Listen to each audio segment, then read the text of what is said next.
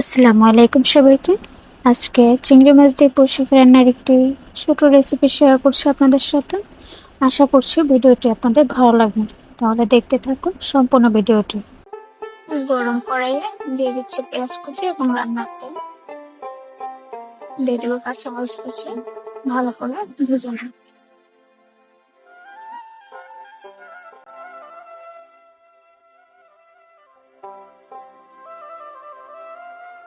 পেঁয়াজটা বাদামি রং হয়ে আসলে দিয়ে দেবো এর মধ্যে আদা, জিরা এবং রসুন কুচো বাটা, দিয়ে দেবো ধনিয়ার গুঁড়ো, হলুদের গুঁড়ো, মরিচের গুঁড়ো পরিমাণ মতো, আর দিয়ে দেবো সামান্য পরিমাণে পানি, ভালো করে মশলাটা কষিয়ে নেওয়ার জন্য।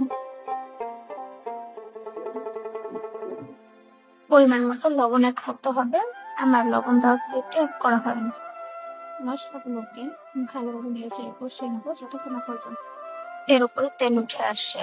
দিয়ে দেবো চিংড়ি মাছ এবং ভালোভাবে নেড়ে কষিয়ে নেব। ভালোভাবে কষিয়ে নেওয়ার পর দিয়ে দেবো এর মধ্যে আগে থেকে কেটে রাখবো।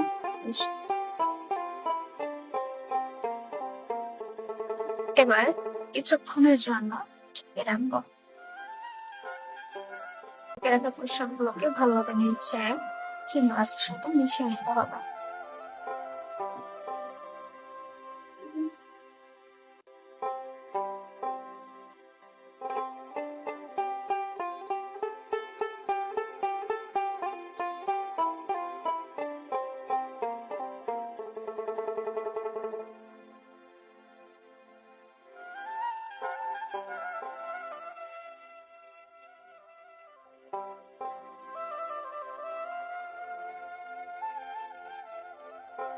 শাকটা ভালোভাবে কষিয়ে নেওয়ার পর এর মধ্যে দিয়ে দেবো পরিমাণ মতো পানি।